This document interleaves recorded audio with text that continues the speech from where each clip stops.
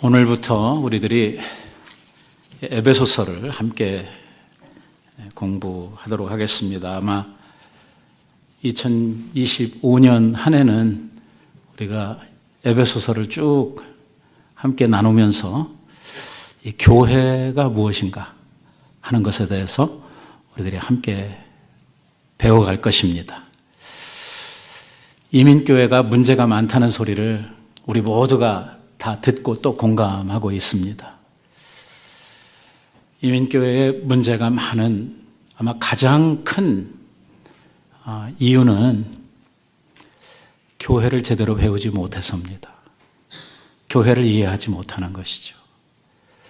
교회가 무엇인지를 모르니까 교회에서 내가 뭘 해야 되고 무엇 때문에 우리가 모이고 있고 또 이 교회를 통해서 우리가 이루어야 할 우리 교회의 목적이나 교회에서 우리가 살아야 할 그리스도인의 생활이 어떤 것인지 이런 것들을 우리들이 잘 배우질 못해서 이 교회에서 수많은 문제들이 발생을 하게 되는 것입니다. 교회는 생각처럼 간단하지 않습니다. 일단 교회는 그 근원이 하나님으로부터 말미암습니다. 이 교회는 사람이 세운 단체가 아닙니다. 그러니까 그냥 잘 모르는 사람들이 교회에 와서 이렇게 보면 사람들이 모여 있고 일주일에 한 번씩 모여서 뭐 예배라고 하는 거 드리다가 밥 먹고 집에 가는 이런 정도로 교회를 이해해 가지고는 이 교회가 무엇인지 전혀 아주 꿈도 꾸지 못하는 이러한 어리석음에 이 교회를 바라보고 있는 것입니다. 일단 교회는 건물이 아니라고 이야기를 합니다. 이 교회는 하나님으로부터 부름을 받고 구원함을 입은 성도들, 사람을 의미하고 있다고 여러분들이 아마 많이 들으셨을 것입니다. 그러니까 교회는 유기체인 것입니다. 살아 움직이는 것이죠. 이러다 보니까 이게 어디로 튈지 또 이게 어떤 상태에 있는지 알 수가 없는 것입니다. 이 교회는 이 지상에 있지만 하나님의 나라라고 불리웁니다. 그러니까 사람들만 모여 있는 것이 아니고 이 가운데 하나님이 함께 계시고 하나님의 성령이 교회를 운행하고 계시기 때문에 이 교회는 정말 신비스럽고 우리가 우리의 육신적인 지혜를 가지고는 다 이해도 할 수도 없고 알 수도 없는 이러한 신비로운 일들이 교회 안에서 일어나고 있는 것입니다. 어쩔 때는 알 것 같기도 하고 어쩔 때는 이게 도대체 알 수가 없는 이러한 것이 이 교회의 어떤 생태계라고 우리들이 이해할 수가 있습니다. 교회를 이해하는 일은 굉장히 중요합니다. 왜냐하면 우리들 자신들이 교회로 부름을 받았기 때문입니다. 여러분 세상에서도 유명한 지혜자들, 이 철학자들이 하는 그 유명한 말들 중에 네 자신을 알아라 하는 말이 있지 않습니까? 내가 누구인지를 알아야 내가 어떻게 살아야 할지, 무엇을 위해 살아야 할지 하는 것들을 알 수 있는 것처럼 오늘 교회된 우리가 교회가 무엇인지 또 교회로서 하나님 앞에 부름을 받은 내가 하나님 앞에 어떤 존재인지 이러한 것들을 알아야 우리들이 교회 안에서 유기체로서 이 교회됨을 함께 이루어가고 교회에 누를 끼치지 아니하고 또 하나님께서 세우신 하나님의 크신 그 거룩하신 뜻을 우리들이 잘 이루어갈 수 있는 이러한 공동체로 교회가 설 수 있게 되는 것이죠. 그런데 교회에 대해서 이해가 없고 교회에 대한 이 행동 양식 같은 것들을 우리들이 잘 알지 못한다고 하면 이 교회를 사람들이 모여 있다 보니까 사람들이 모여진 어떤 모임처럼 생각을 해서 세상의 어떤 단체나 공동체에 가서 사람들이 일반적으로 하는 이러한 행동들을 가지고 교회에서 행동을 하게 되면 교회에 엄청난 민폐를 끼치는 결과가 생겨나게 된다는 것입니다. 이 교회가요 한두 마디로 끝낼 수 있는 그러한 간단한 이야기가 아닙니다. 교회는 굉장히 복잡합니다. 이해하기도 쉽지 않지만 이해했다고 하더라도 그 교회됨을 지켜가고 교회로서 산다고 하는 것은 훨씬 더 힘든 이러한 작업입니다. 그래서 앞으로 우리는요, 한 1년간에 걸쳐서 에베소서를 통해서 사도 바울이 우리들에게 소개하고 있는 교회가 뭐냐? 교회는 뭐 하는 데냐? 교회는 어떻게 섬겨야 되냐? 교회에서의 우리들의 행동 양식은 어때야 되느냐? 사도 바울이 아주 자세하게 우리들에게 여러 각도에서 교회에 대해서 조명을 해주시는데 우리들이 이거를 하나씩 배워가면서 오늘 지금까지 살아온 내 교회 생활, 어떤 분들은 20년, 어떤 분들은 한 50년 더 넘게 교회를 섬겼을 텐데 내가 살아온 이러한 교회 생활이 정말 말씀에 합한 이 하나님의 뜻과 합해 있는 이러한 교회 생활이었는가, 또 나는 교회로서 온전하게 섰는가 하는 문제들을 말씀을 통해서 점검해보고 또 부족한 것들이 있다고 하면 우리들이 함께 이것을 만들어가고 세워가는, 그래서 하나님의 거룩한 교회로 우리가 하나님 앞에 온전하게 설 수 있는 이러한 은혜가 있게 되기를 바랍니다. 저는요, 생각할 때에 사람이 사실 너나 할 거 없이 죄인으로 태어나 다 거기가 거기라고 그렇게 믿고 사는 사람입니다. 도토리 키재기라고 생각을 하고요. 사람이 착하고 선해봐야 도토리 키만큼이고요.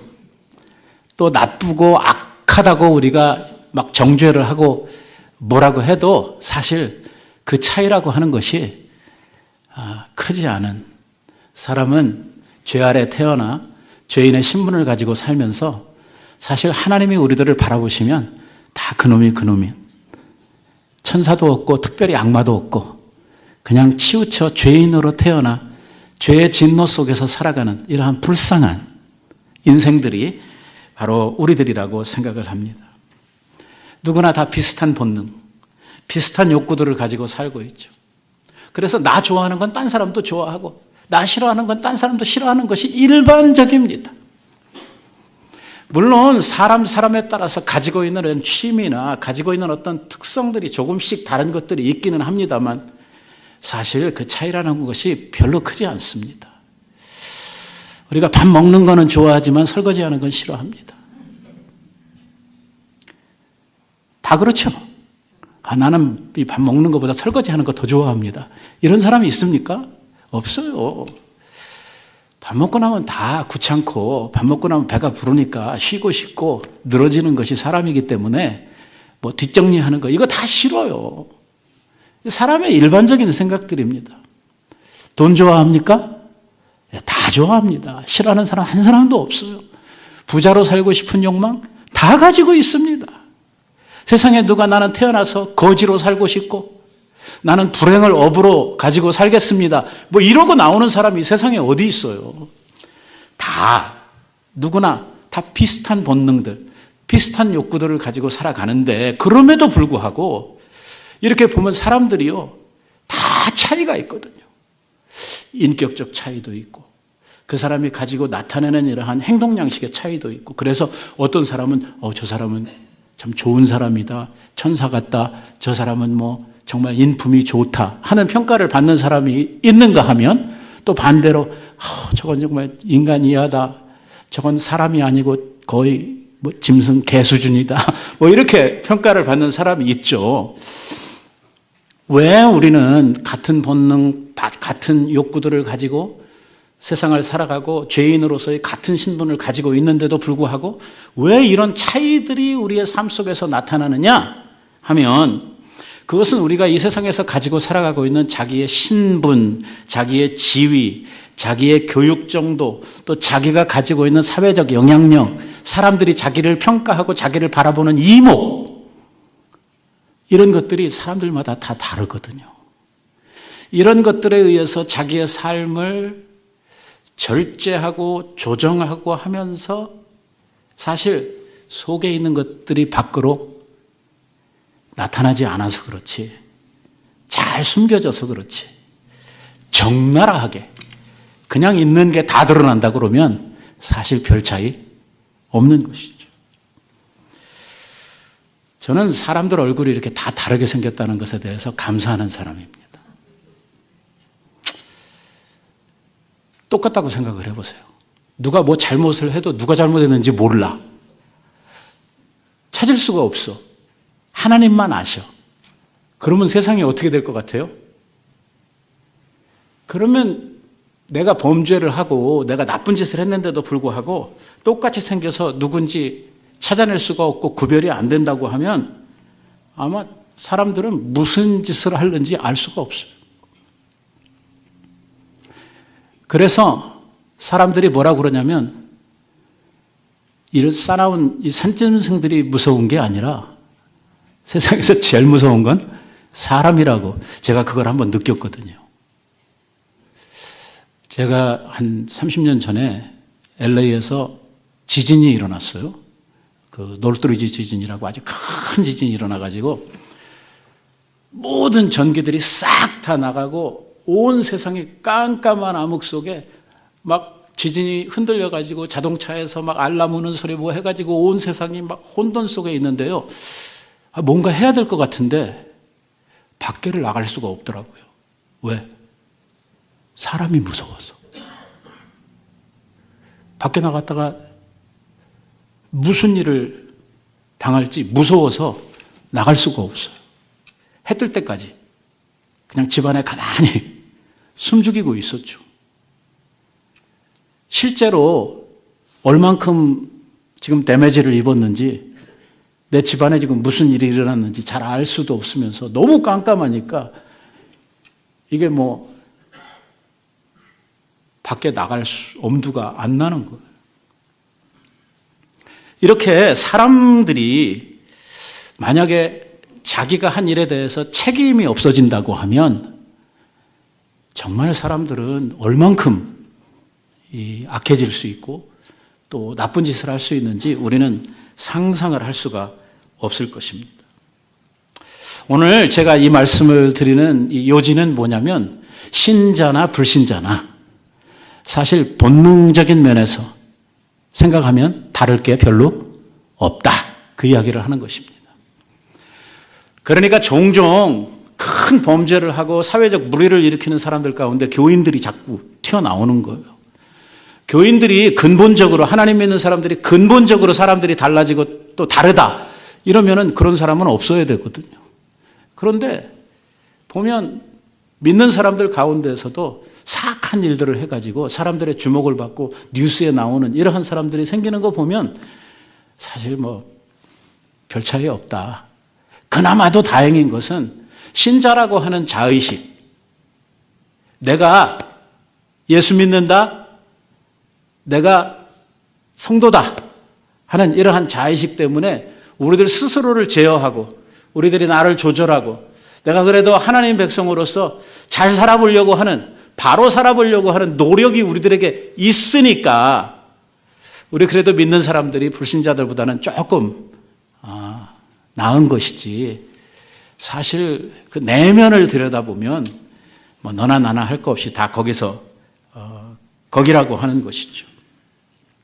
결국 하나님의 자녀라고 하는 또 성도라고 하는 이러한 명분 때문에 우리들이 이 세상을 살면서도 지킬 건 지켜 살자, 내가 또 하나님 욕먹히지 말아야지 하는 이러한 생각들 때문에 우리들을 제어하고 사니까 그래도 믿는 사람들이 조금 나아 보이고 우리들이 좀 더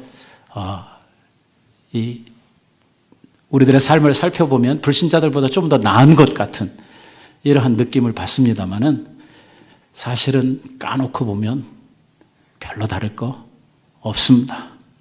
이게 구원을 받고 하나님의 은혜 안에 살다고 하면서도요, 예수를 뭐 30년, 50년씩 믿었는데도 불구하고 우리들 속에서 불뚝불뚝 올라오는 이러한 욕망과 악한 생각들은요, 아직도 우리들이 제어할 길이 없습니다.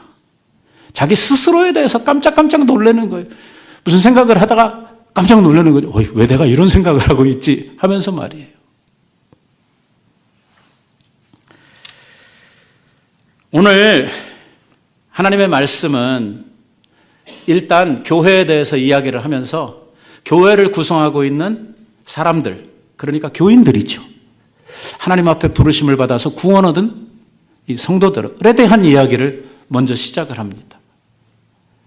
왜냐하면 교회의 최소의 구성 요소가 뭐냐면 바로 이 성도들, 사람이기 때문입니다. 오늘 이 사도 바울이 우리들에게 말씀하고 있는 이 성도, 이 교인, 이 교회를 구성하고 있는 사람들에 대해서 사도 바울은요, 굉장한 스탠다드를 요구하고 있습니다. 성도가 뭐 하는 사람들이냐? 성도는 어떻게 살아야 되느냐? 하는 이야기를 하면서 우리들에게 굉장히 고차원적인 이러한 삶의 어떤 스탠다드를 요구를 하고 있는 것입니다. 우리는 그러기가 참 쉽지 않은데 우리들 성질대로 우리들의 마음대로 하면은 정말 그냥 속도 시원해지고 우리들의 삶에 정말 많은 더러운 것들이, 악한 것들이 표출되어야 되는데도 불구하고 오늘 우리는 성도이기 때문에 마음대로 욕해도 안 되고 거짓말해도 안 되고 화내도 안 되고 항상 기뻐해야 되고 쉬지 말고 기도해야 되고 범사에 감사해야 되고 막 그런 이야기들을 하도 들어가지고 이제 우리는 뭔가 이런 나쁜 짓을 하려고 하면 이러한 말씀들이 우리를 제어하고 이러한 것들이 내가 이렇게 하면 죄 짓는 건데 하는 죄의식을 불러일으키면서 우리들의 행동을 통제하는 이러한 일들이 우리들 속에 일어나고 있죠. 그런데 지금 이 편지를 보내고 있는 에베소 교회, 이 에베소 교회는요, 지금 우리 교회의 분위기하고는 많이 달랐어요. 오늘 에베소 교회가 가지고 있는 큰 문제 가운데 하나가 뭐냐면 이 성도들의 윤리성입니다. 도덕성이 개차반이었어요. 이게 이렇게 겉으로 보기에도 멀쩡한 이런 교회가 아니었어요. 그들의 삶 속에는요, 불신자였을 때 가지고 살던 이러한 삶의 습관들이나 교회에서는 절대로 용납될 수 없는 이러한 일들이 교회 안에서 자주 드러나고 이러한 것들이 많은 사람들에게 시험거리가 되는 이러한 일들이 이 바로 에베소 교회에 있었던 것입니다. 바로 에베소 교회가 가지고 있었던 문제점이 여기에 있었고 사도 바울은 오늘 이 이야기를 하면서 성도들에게 너희들이 누군지 아느냐? 너희들이 그리스도인으로서 산다고 하면 너희들의 삶에서 반드시 지켜야 하고 없애야 하는 이런 삶의 표준이 뭔지를 아느냐 하는 이야기를 먼저 시작을 합니다. 그러니까 에베소 교회 교인들은요, 왜 예수 믿은 다음에 자기의 삶들이 변해야 되는지, 왜 세상 사람들하고 달라야 되는지 이런 것에 대한 개념이 없었어요. 그냥 교회 나오는 건 나오는 거고 지금까지 살아왔던 삶이나 그런 죄된 삶을 그냥 그대로 살아가는 거하고는 별개의 문제예요. 이건 이대로 살고 교회는 교회대로 다니고 이러면서도 하나도 문제점을 그들은 느끼지 못하고 있었다는 것이죠. 사실 오늘날 교회에도 이런 분들이 계시죠. 아직 믿음이 뭔지 모르는 초보에 계시는 분들. 교회를 오기는 했습니다만 세상에서 그동안 하던 습관이나 자기 어떤 행동 같은 것을 하나도 정리 못하고 그냥 그대로 가지고 교회 나오시는 분들 있습니다.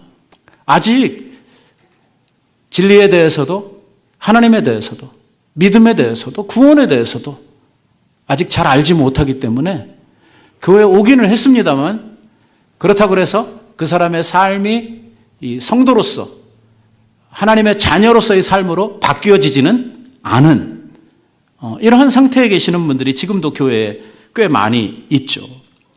그런데 바울은 오늘 에베소 교회를 향해서 편지를 하면서 뭐라고 이야기하냐면 교인들은, 성도는 달라야 된다는 것입니다. 세상 사람과 같으면 안 된다고 이야기를 하고 있는 것이죠. 성도들이 지켜야 될, 하나님의 사람들이 지켜야 될 우리의 삶의 스탠다드가 있다고 이야기를 합니다. 우리는 욕망대로 살아서는 안 된다고 이야기를 하죠. 세상에서 살던 그 삶의 관습대로 살아서는 안 된다고 이야기를 합니다. 왜 성도들이 세상 사람들과 달라야 되느냐? 그것은 하나님께서 우리들을 부르시고 우리들을 통해서 하시려고 하는 일이 따로 있기 때문에 이 일을 위하여 구별된 삶을 살아야 된다라고 이야기를 하고 있는 것입니다. 하나님의 뜻이 뭐냐 그러면? 하나님의 계획이 뭐냐? 하나님이 도대체 세상에 있었던 우리들을 불러서 교회의 일원이 되게 하시고 교회의 일원이 되었다고 하는 말은 예수 그리스도의 피로 말미암아 구속함을 얻고 하나님의 자녀가 되었다고 하는 말인데, 오늘 하나님께서 그렇게 우리들을 하나님의 자녀로 세워주신 하나님의 뜻, 하나님의 계획이 뭐냐? 한마디로 이야기하면 그것은 거룩함이다. 이렇게 말하고 있는 거예요. 그러니까 우리들도요, 우리가 하나님 앞에 왜 부르심을 입었느냐? 왜 하나님이 우리를 구원하셨느냐? 하나님이 왜 우리들을 택해서 교회되게 하셨느냐?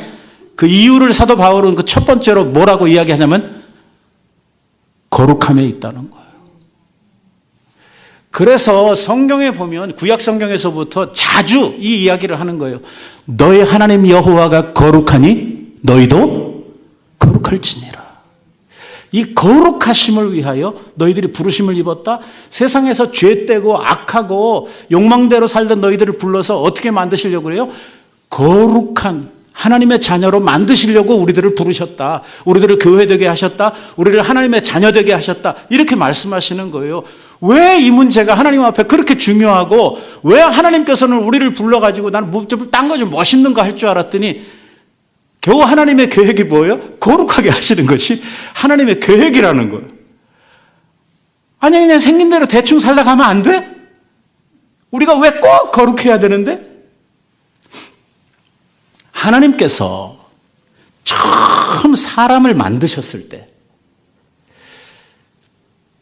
처음 사람 아담을 하나님께서 창조하셨을 때에 그 아담을 어떻게 만드셨냐면 하나님의 형상을 따라 만드셨다는 거예요. 하나님의 형상을 따라. 그 하나님의 형상은 이 외면적 이 모양도 하나님을 닮았기도 했지만 더 중요한 것은 하나님의 속성을 닮았다는 거예요. 하나님의 성품을 닮았다는 거거든요. 하나님에게 많은 성품들이 있어요. 하나님의 의로우심, 하나님의 사랑이 많으심, 선하심, 많은 것들이 있는데 하나님의 성품들 가운데서도 가장 뛰어나게 대표적으로 나타나는 성품이 뭐냐면 거룩하심이에요. 그래서 여러분 왜 성경에도 나오고 찬송도 우리가 그렇게 부르고 있습니다마는 거룩, 거룩, 거룩 전능하신 주여 하고 우리가 노래를 부르고, 이사야 선지자가 왜 성전에 올라가서 하나님을 배웠을 때에 그가 고백하는 말이 딱 하나예요. 거룩하다, 거룩하다, 또 거룩하시다. 이게 하나님에게 나타나는 가장 뛰어난 품성이에요. 그러니까 하나님이 당신의 형상을 따라서 사람을 만드셨다 했을 때에 그 사람이 지음을 받은 모습 속에서 하나님을 닮은, 하나님의 속성을 빼어 닮은 가장 중요한 특징이 뭐였냐면 거룩함이에요. 그런데 죄로 인해서 이게 어떻게 돼버렸어요? 이게 싹 사라져버렸어요. 하나님께서 우리들을 구속하시고 우리들을 하나님의 자녀로 회복시켜 주시면서 우리들 안에 가장 만드시고 싶어하는 것이 뭐냐면 하나님의 거룩하심을 회복하는 거예요. 그래서 부르신 우리들을 거룩하게 하시고 오늘 이 교회를 통해서 하나님의 거룩을 나타내시려고 하시는 것이 하나님이 첫 번째로 이 교회를 통해 이루시고자 하는 일이란 말이에요. 그러니까 우리가 오늘 교회를 생각하면서 이제 앞으로 막 1년 동안 이 이야기를 하게 될 텐데 제일 먼저 우리의 머릿속에 꽉 눌러 담아야 되는 것은 뭐냐면 교회는 어찌해야 된다? 거룩해야 된다. 이거예요. 교회가 세상과 구별이 안 되면 이건 하나님께서 결코 용납하실 수 없는 교회가 된다는 거예요. 교회는 거룩해야 된다는 것입니다. 하나님께서 성도의 거룩함을 이렇게 강조하는 이유가 또 하나 있어요. 그 이유는 뭐냐면 우리가 지금 살고 있는 데가 어디냐면 이 세상이에요. 교회가 어디에 있냐면 이 세상 가운데 있어. 세상은 어때요? 세상은 거룩합니까? 아니죠. 세상은 온갖 죄악으로, 온갖 어두움으로 가득 차 있어요. 흑암의 권세가 왕노릇을 하는 곳이 세상이에요. 이 세상 가운데서 우리들을 부르시고 교회로 선택을 하셨기 때문에 하나님께서는 이 교회를 통해서 뭘 하시려고 하시냐면 거룩함을 선포하시려고 하는 거예요. 우리에게 원수가 있어요. 우리에게 적이 있어요. 누굽니까? 마귀죠, 마귀. 이 마귀는 세상에서 자기가 가진 권세, 자기가 가진 모든 능력을 가지고 이 세상을 어떻게 만드냐면 가장 죄악되고 가장 더럽고 가장 추악하고 어두움이 관영하도록 만드는 것이 이 사단이 하려고 하는 이러한 일입니다. 그래서 세상으로부터 구원해내시고 세상으로부터 구별된 하나님의 나라, 하나님의 권속, 하나님의 자녀로서의 교회, 오늘 성도들에게서는 세상과 완전히 구별되는 뭐가 있기를 바라시냐면 거룩하심이 있기를 바라는 거예요. 그 거룩함을 통해서 세상과 확 구별을 지으려고 하는 것이죠. 이 거룩함이 나를 성도로서 하나님의 자녀로서 나를 만들어주는 어떤 정체성 같은 것이 이 거룩함이라고도 말할 수 있지만 동시에 뭐냐면 세상으로부터 나를 지켜주고 세상의 그 모든 죄악과 악한 것으로부터 나를 보호해 주는 것이 바로 이 거룩함이라는. 이 거룩함이 깨지게 되면 세상으로부터 오는 모든 공격을 우리들이 이겨낼 방법이 없다는 것입니다. 그래서 끊임없이 우리의 원수가 우리들을 어떻게 하냐면 옛생활로 우리들을 끌고 가려고 그러고 세상의 모든 유혹을 통해서 우리들을 죄악 가운데로 이끌어 가려고 하는 것이죠. 우리들에게서 무엇을 무너뜨리려고 하냐면 하나님의 거룩함을 무너뜨리려고 하는 것입니다. 하나님께서는 우리를 통해서 뭘 하시려고 하느냐? 하나님의 거룩한 자녀로 우리를 만들어 가시려고 그러는 거예요. 그래서 성경에 보면은요, 우리에게 강조하는 것이 하나님이 진리의 말씀을 통해서 우리를 거룩하게 하신대요. 에베소서 나중에 또 나오겠습니다만 우리를 말씀으로 씻어 거룩하게 하시고 하는 이러한 말씀을 하시거든요. 구약 성경에도 이런 말씀이 나와요. 청년이 무엇으로 자기의 행실을 깨끗게 하리까?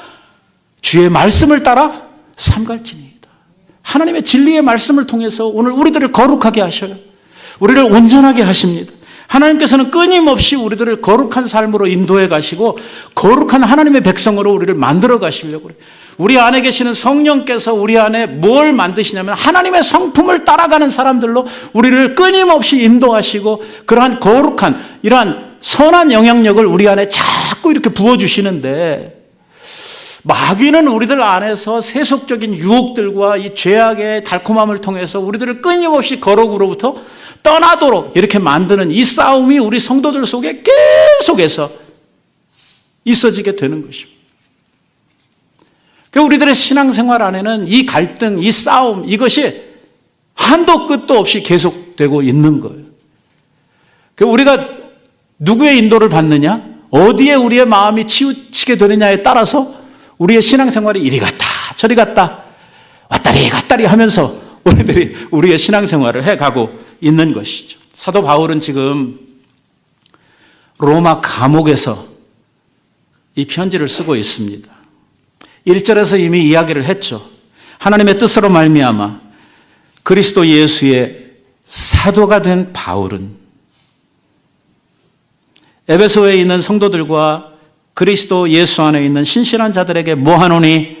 편지하노니. 오늘 쓰고 있는 이 글이 편지다 하는 말을 하고 있습니다. 그러니까 감옥에서 쓴 편지니까 멋진 말로 하면은 옥중서신이다.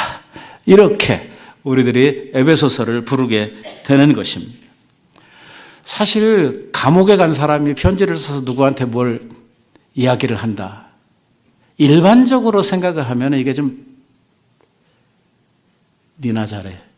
이렇게 말할 수 있는 상황이고 또 감옥에 있는 사람이 밖에 있는 사람들한테 편지를 보낼 때 뭐 그렇게 당당하고 뭐 그렇게 잘났다고 큰 소리 칠 형편이 안 되겠죠. 그런데 오늘 에베소서를 통해서 보면 바울의 글들이요, 얼마나 힘이 있고 능력이 있고 강력한 이러한 문체로 밖에 있는 성도들에게 강력한 메시지를 주고 있는지 몰라요. 그가 기록하고 있는 이 글들은요, 정말 존귀하고 능력 있고 영광스럽고 축복된 말씀으로 가득 차 있는 거예요. 그래서 이 글을, 이 편지를 읽고 이것을 묵상하고 이것을 행하는 자들에게 이러한 하나님의 축복이, 하나님의 영광이 그들과 함께 하도록 오늘 하나님께서 이 에베소서를 통해서 역사하시고 있는 것입니다. 사도 바울이 보낸 편지가 굉장히 많아요. 사도 바울의 편지가. 한 13권 정도가 되거든요.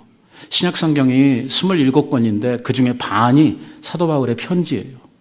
그 편지 가운데는요, 이 개인에게 보낸 편지가 있고 교회에 보낸 편지가 있어요.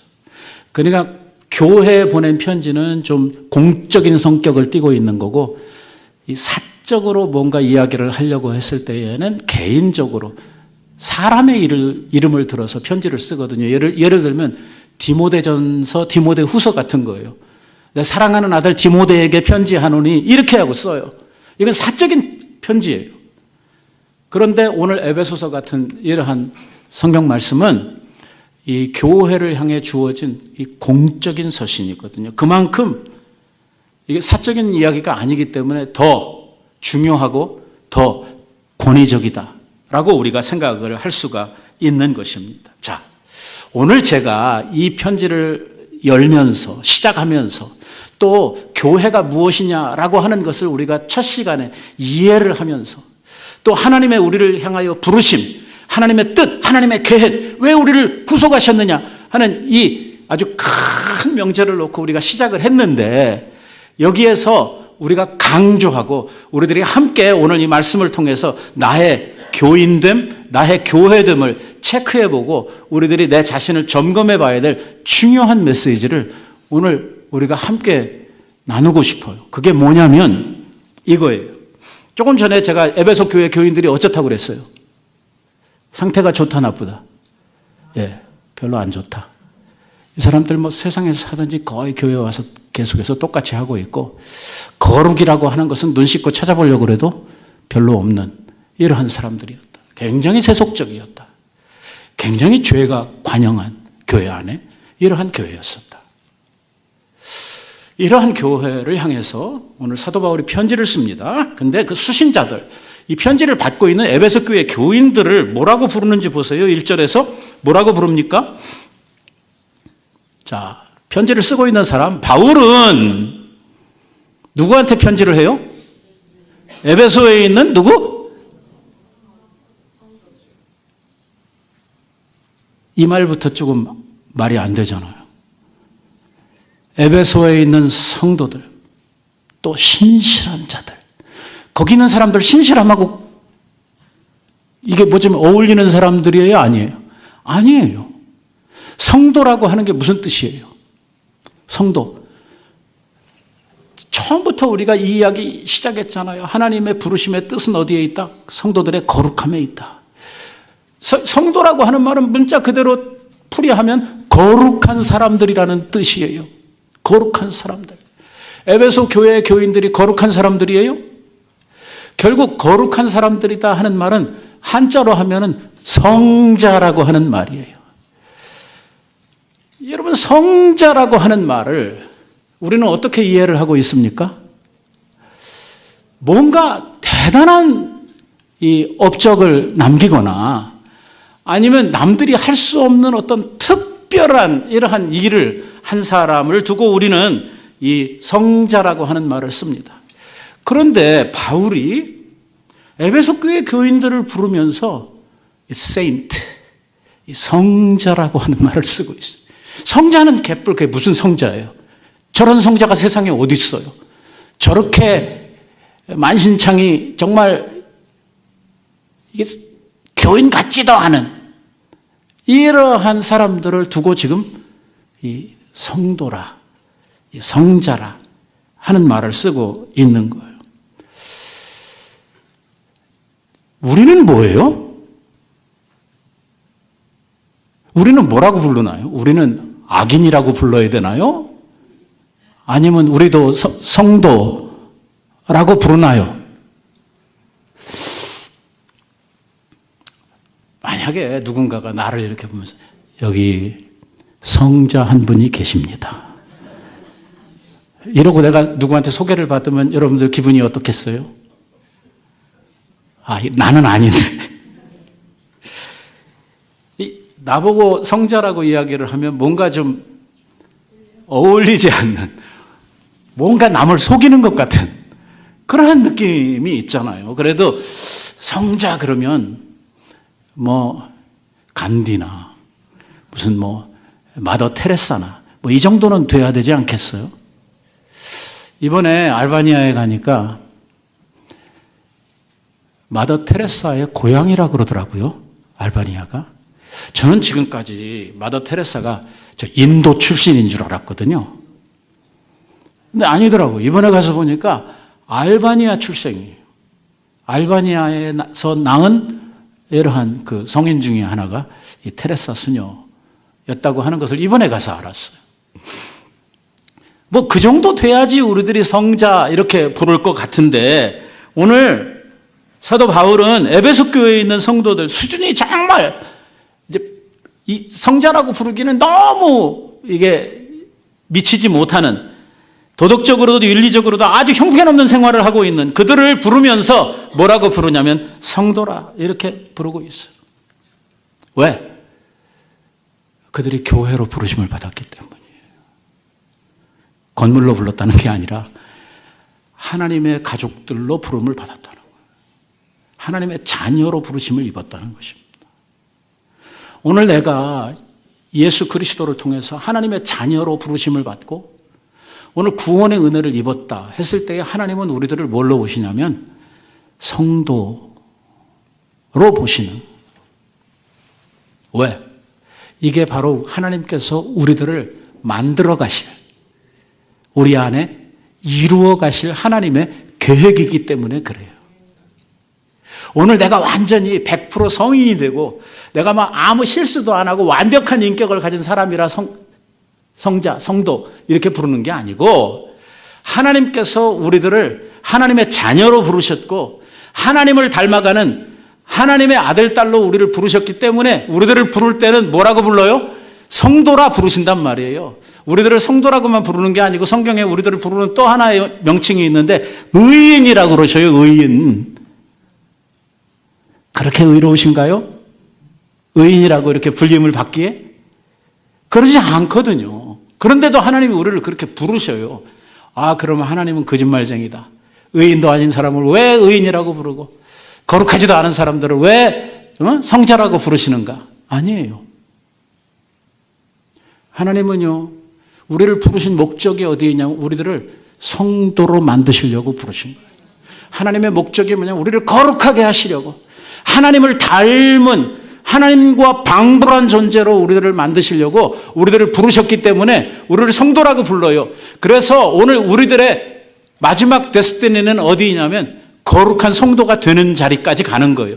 이거를 위해서 성령을 통해 역사하시고, 이것을 위하여 우리에게 말씀의 진리를 허락하시고, 진리의 능력 가운데서 우리들을 변화시켜 가시고, 우리들 안에 더럽고 추잡했던 이러한 죄의 모습들을 우리 안에서 다 씻어내시면서 우리들을 거룩하게 만들어 가시는 것이죠.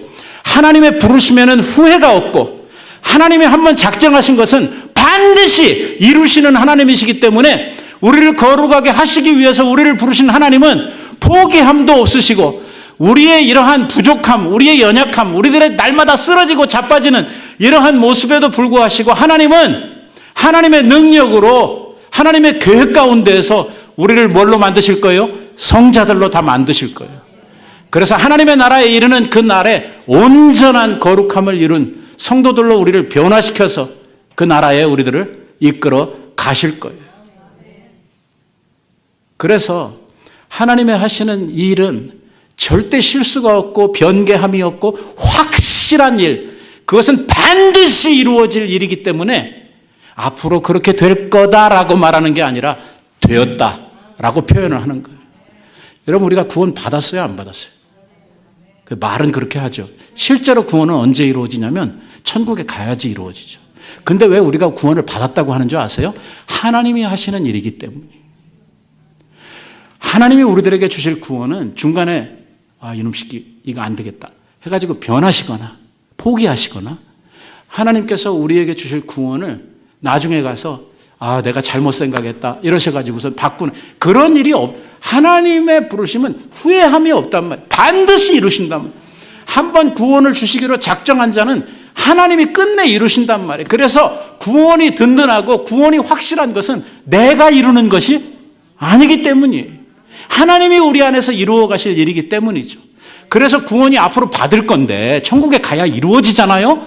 받을 건데 하나님이 하시는 일이기 때문에 이거 너무 확실하고 너무 이것은 변하지 않는 사실이기 때문에 구원을 받았다 이렇게 말하는 거예요.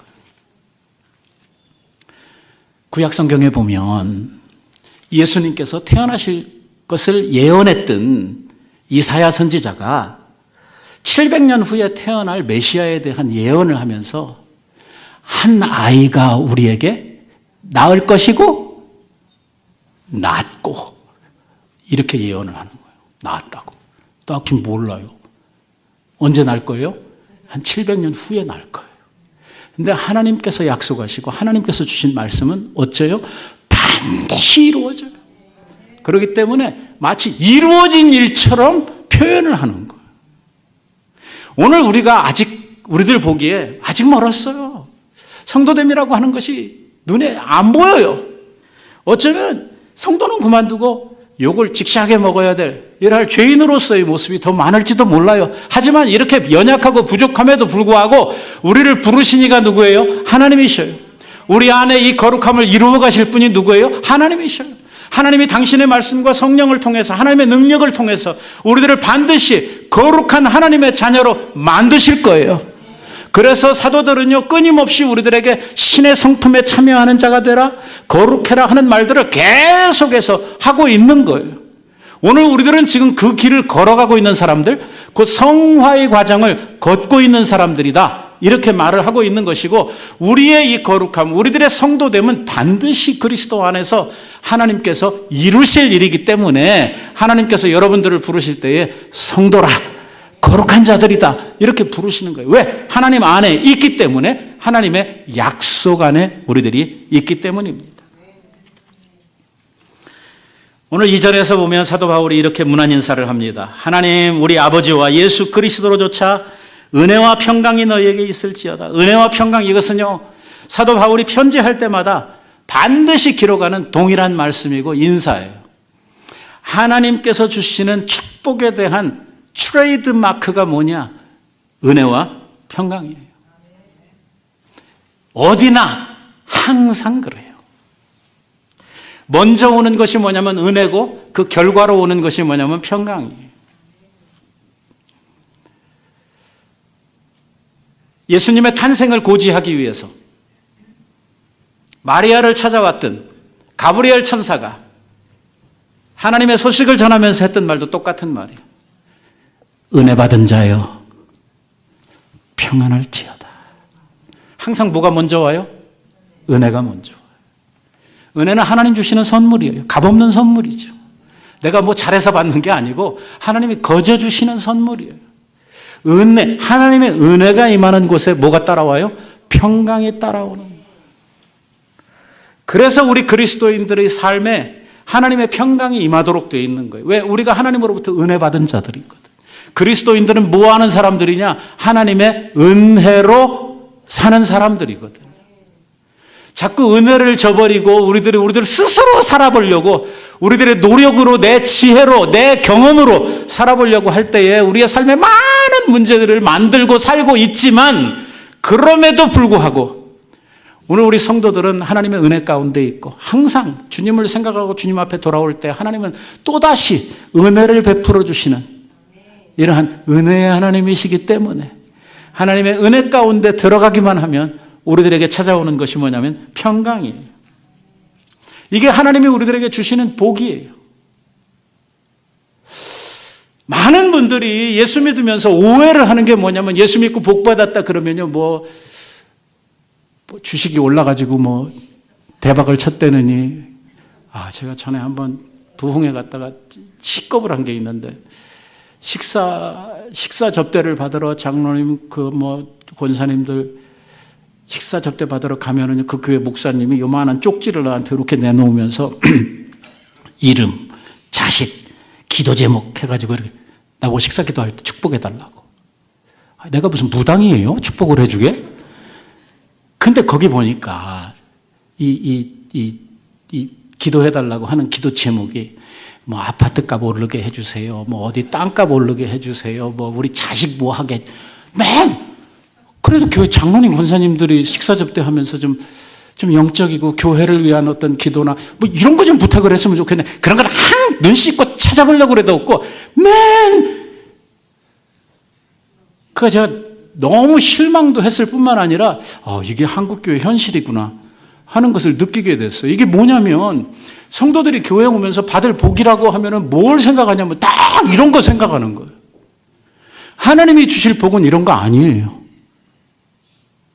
혹시라도 여러분들 중에 하나님이 이런 복 주실 거다. 나 주식 투자했는데 대박 터져가지고 부자, 이런 생각하고 있다 그러면 꿈 깨세요. 하나님은 그런 생각 꿈에도 없어요. 하나님이 우리들에게 주시려고 하는 복은 그런 복이 아니에요. 그러니까 이게 예수 믿으면서 이게 문제가 나는 거예요. 나는 이런 하나님은 복을 주셨다고 그러는데 나는 복 받은 적이 없어. 아무것도 오른 게 없거든.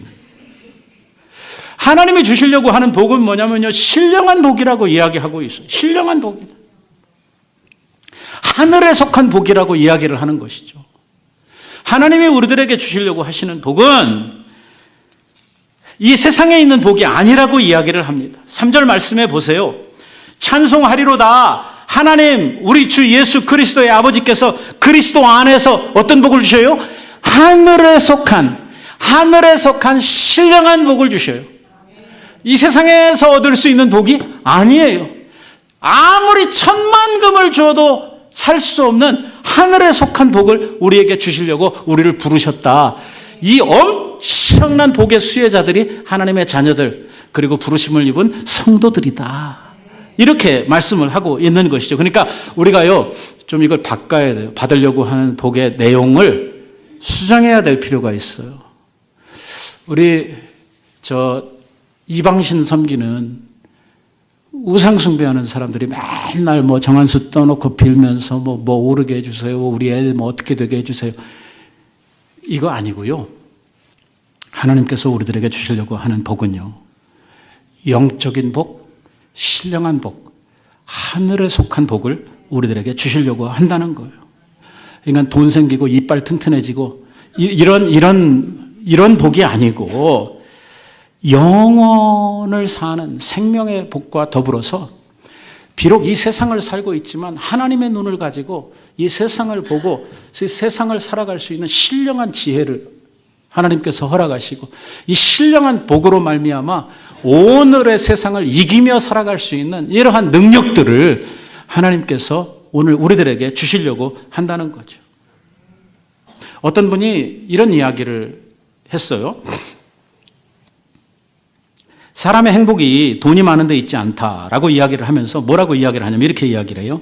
사람이 아무리 많이 먹어도 하루 3끼 이상 먹을 수 없고, 더 먹는 사람도 제가 보긴 봤습니다. 아무리 집이 커도 잠을 자는데 6자 이상의 땅이 필요 없다.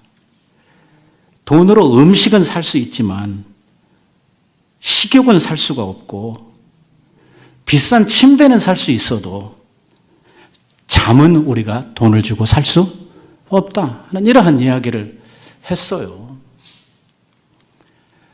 제가 지금 하나님이 주려고 하는 신령한 복이 이런 거다라고 말을 하는 게 아니라 세상에 있는 돈이나 세상에서 우리들이 추구하는 걸로 살 수 없고 할 수 없는 것들이 많다는 거예요. 생각 이상으로 그런 것들이 많아요. 제가 어렸을 때, 학생 때, 제 기억으로는 아마 김형석 교수님 수필로 기억을 하고 있는데요. 그 이야기 가운데 이런 글이 있었어요. 어렸을 때 장난감이 변변하게 없었던 우리들은 따먹기라고 하는 놀이를 하면서 어린 시절을 지냈습니다. 큰 원을 그려놓고 둘이면 둘, 셋이면 셋, 상대방이 끝에서부터 가위바위보를 해서 이기는 사람이 한 뼘만큼의 땅을 이렇게 손으로 그리면서 자기 땅을 많이 만들어가는 이러한 게임이라는 것이죠.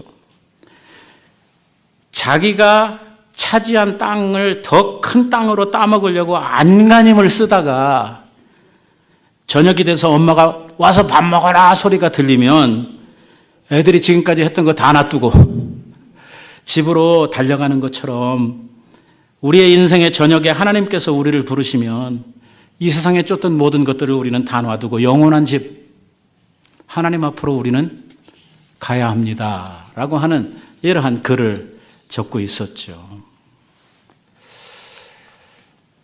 이 세상에 우리들의 삶이라고 하는 것이 정말 짧습니다. 옛날 우리 어르신네들이 60이 되면 60마일, 70이 되면 70마일 그러시더니 제가 나이가 조금 들고 나서 보니까 정말 시간이 빨라요. 번쩍하면 한 해가 가버려요. 지금 12월에 오지 않았습니까? 그리고 우리는 빠른 시대에 살면서 옛날 사람들보다 이 시간에 대한 개념이 훨씬 더 빨라졌다고 하는 것을 누구나가 다 공감하고 있죠. 한정된 인생을 살면서 머지않은 장래에 하나님 앞에 서야 될 우리들, 우리가 그렇게 목매달고 살던 모든 것들, 우리가 주님이 우리를 부르시는 그날에 이 땅에 다 놔두고 아무것도 가지지 못하고 우리는 하나님 앞에 가야 할 것입니다. 그때 우리는 뭘 가지고 하나님 앞에 갈 것인가? 그날에 무엇이 우리들에게 큰 복이고 무엇이 우리들에게 있어서 큰 상급이 될까? 오늘 하나님께서는 사도를 통해서 여러분들이 받은 영원한 지위, 여러분들이 받은 하나님으로부터의 고귀한 신분, 성도로, 하나님의 자녀로, 하나님의 유산을 상속할 하나님의 상속자들로서의 하나님의 자녀로 부르심을 받은 이러한 것들이 바로 우리의 인생의 마지막 날에 우리가 받은 엄청난 세상에 있는 것들과는 비교도 할 수 없는 신령한 복들이 될 것이라고 말씀하고 있는 것입니다. 기뻐하십시오. 우리가 바로 그 은혜 가운데, 그 하나님의 복 가운데 살고 있는 사람들입니다. 우리의 미래가 든든하니 얼마나 우리들의 삶이 복됩니까?